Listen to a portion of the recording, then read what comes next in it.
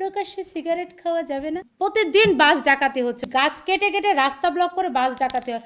উনার কণ্ঠস্বরের জন্যই তো স্ট্রং হতেন, তাহলেই কিন্তু আমরা বিপদের হাত থেকে রক্ষা পেতাম। স্বরাষ্ট্র উপদেষ্টা হচ্ছেন মেরুদণ্ডহীন, উনাকে আপনি যাই প্রশ্ন করবেন তিনি তাই উনার পক্ষে কথা বলবে, তা না হলে আওয়ামী লীগের পক্ষে দোষ দিয়ে দিবে, বলবে যে সবই আওয়ামী লীগ করছে। তাহলে সবই যদি আওয়ামী লীগ করে তাহলে আপনারা করেন কি?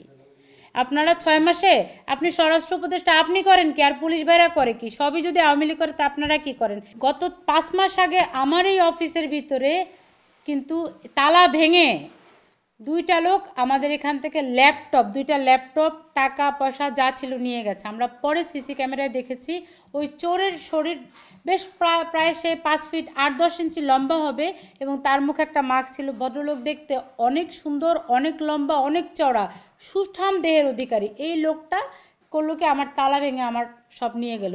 আমরা থানায় গেলাম জিডি করতে, বললো যে লিখিত দিয়ে যান, আমরা ব্যবস্থা নিব। এই 4 মাস পর্যন্ত কাউরেই পাইলাম না, একটা ফোন কল পর্যন্ত পেলাম না। এইটাই হলো দেশের অবস্থা। আপনার কিছু হলে এরা তো প্রথমে কোনো অভিযোগ নিবেও না, যদি নেও এটা এভাবে ভাস করে ফেলে রাখবে, কারণ তারা তো জানেই না। আবার তারা এটাও জানে যে তাদের ভিতরে লোকজন করছে। কিশোর গ্যাংগুলা কে উত্থাপন করলো? কিশোর গ্যাং তো তাদেরই অংশ, তা না হলে তারা কেন ধরতে পারে না? ওই সময় কোনো ঘটনা প্ল্যান করে হয়নি। তারপর তো আমাদের তৎকালীন সময় স্বরাষ্ট্র উপদেষ্টা বলেছিল যে যতগুলা অস্ত্র সবাইকে জমা দিতে বলল। হ্যাঁ, তখন কি করলো? তখন কিন্তু চালবাজি করে সাখাওয়াত সাহেবকে কিন্তু স্বরাষ্ট্র উপদেষ্টা থেকে চেঞ্জ করে দেওয়া হলো। তা আমরা বুঝতেই পারছি, যদি কেউ তাদের মতের বিরুদ্ধে যায় তখনই তারা তাদেরকে খুব ছোটোখাটো পদে পুনর্বহাল করবে বা ছোটোখাটো পদে তাদেরকে ট্রান্সফার করবে। আমরা তো বুঝতেই পারছি। চাল তখন না থাকলেও পরবর্তীতে এই পলাতক আসামিগুলোকে তারা এখন চাল হিসেবেই ব্যবহার করছে। আর একদিকে আওয়ামী লীগের গানে গাচ্ছে, বলছে সব আওয়ামী লীগ করছে। স্বরাষ্ট্র উপদেষ্টা একজন মেরুদণ্ডহীন মানুষ, উনার বুঝারই কোনো ক্ষমতা নাই যে আসলে কি বলতে হবে। তা না হলে এই যে 2টা মহিলা মবের শিকার হলো, এই মবের ঘটনা না বলে উনি এটা বলতে পারে যে প্রকাশ্যে সিগারেট খাওয়া যাবে না? এটা কোনো কথা? তো ওনার কণ্ঠস্বরের কারণে তো প্রতিদিন এত বেশি ঘটনা ঘটছে।